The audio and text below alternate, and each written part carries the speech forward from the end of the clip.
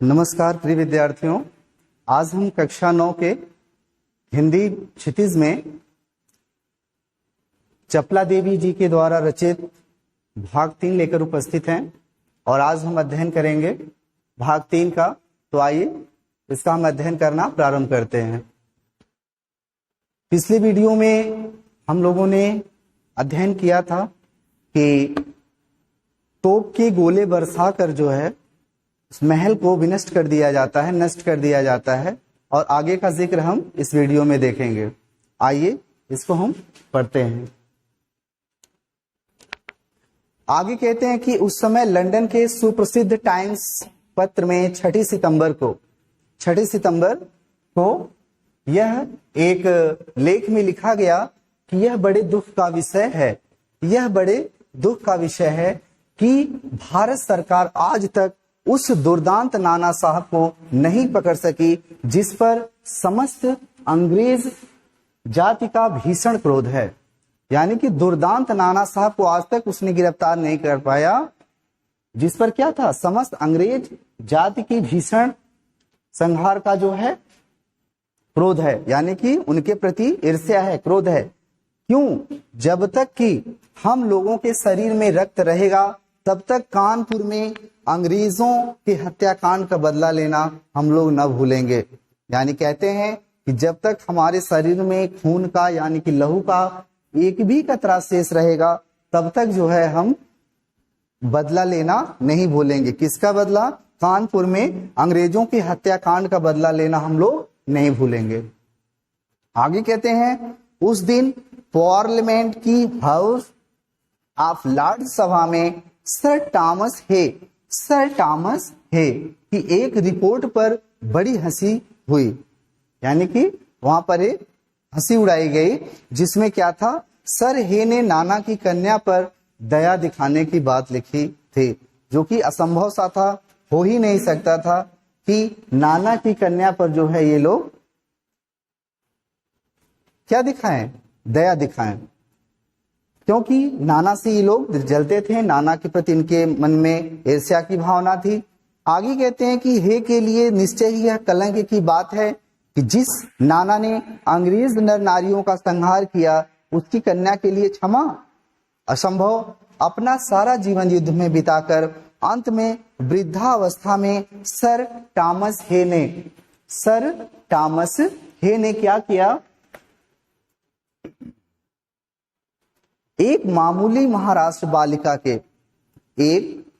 सी महाराष्ट्र की बालिका के सौंदर्य पर यह मोहित होकर यह कर्तव्य विमुख हो गए, कर्तव्य भ्रष्ट हो गए, पथभ्रष्ट इसको कहा जा सकता है।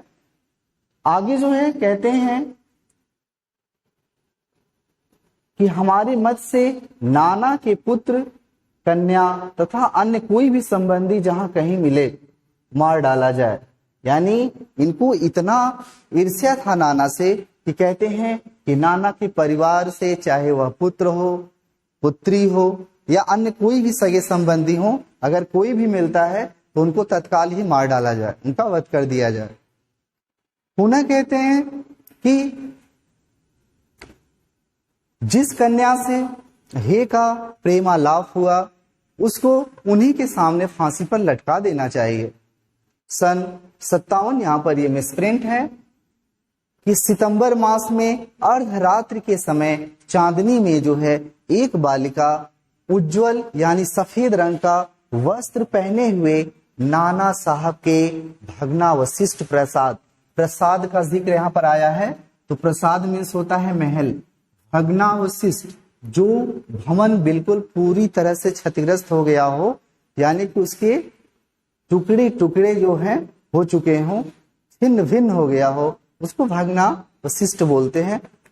प्रासाद में महल के ढेर पर वह बालिका जो सफेद वस्त्र पहने हुई थी वह जो है रो रही थी, यानी कि उसकी रोने की आवाज सुनाई देती है। और जिससे जो है वहां पर बालिका जब रो रही थी तो जो वहां पर सैनिक थे उस पहुंचकर उस बालिका से क्या करते हैं, प्रश्न पूछते हैं, किंतु वह बालिका जो है उनके प्रश्नों का कोई उत्तर नहीं देती है।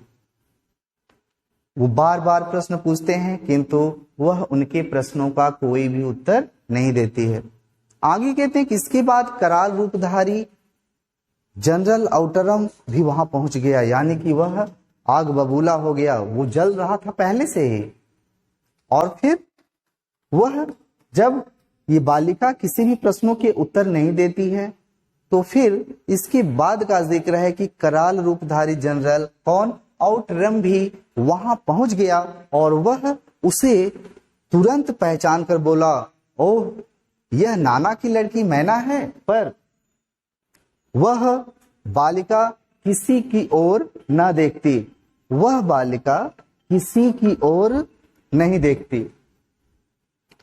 कहते हैं कि न अपने चारों ओर सैनिकों को देखकर जरा भी डरी और जनरल आउटरम ने आगे बढ़कर कहा, उस बालिका के चारों तरफ सैनिक थे किंतु उस बालिका के अंदर जरा सा भी सैनिकों के रहने से या सैनिकों से कोई भय नहीं था।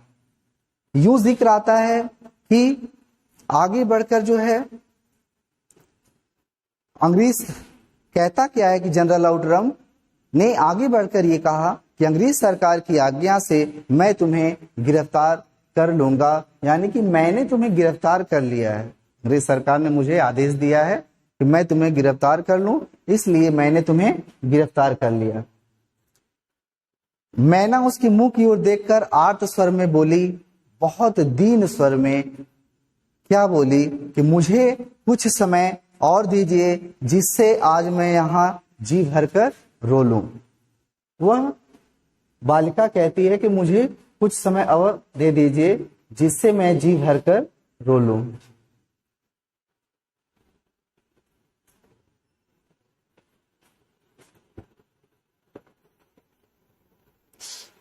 तो जब उसने कहा कि जिसमें आज मैं यहां जी भर कर रो लूं, किंतु उसने सुना नहीं। वह आर्त स्वर में बोलती गई किंतु उसके बोलने का कोई भी इफेक्ट नहीं पड़ा, कोई भी प्रभाव नहीं पड़ा। आगे जो है कहते हैं कि पर पाषाण हृदय वाले जनरल ने उसकी अंतिम इच्छा भी पूरी नहीं की और उसी समय जो है मैना के हाथों में जो है हथकड़ी लगाकर उसको कानपुर के किले में जो है कैद कर दिया गया।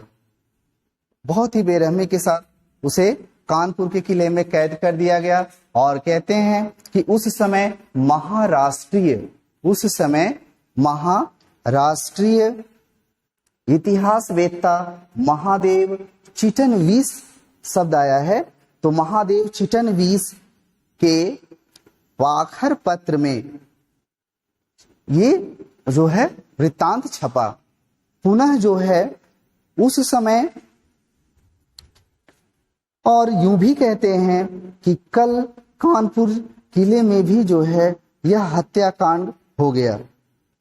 कहते हैं उस समय महाराष्ट्रीय इतिहासवेत्ता जो है महादेव चिटनवीस के पाखर पत्र में जब यह वृत्तांत छपता है तो आगे चलकर कल ही जो है कानपुर किले में भी जो है हत्याकांड हो गया, ऐसा जिक्र वहां पर आता है।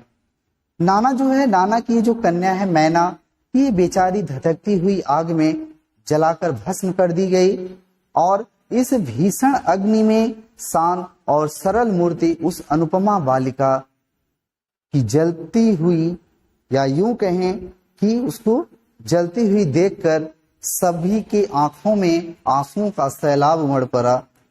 अर्थात जो है सभी ने उस देवी को जो है अंतः मन से प्रणाम किया।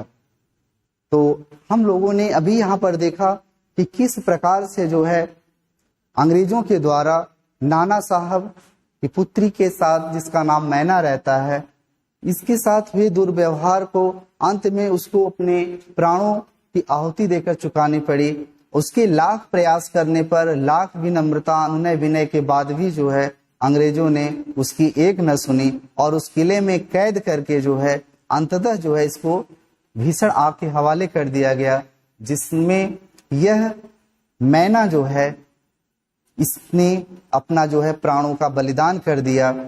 तो इस प्रकार से हमने देखा कि यह चपला देवी जी के द्वारा रचित बहुत ही अच्छी रचना थी।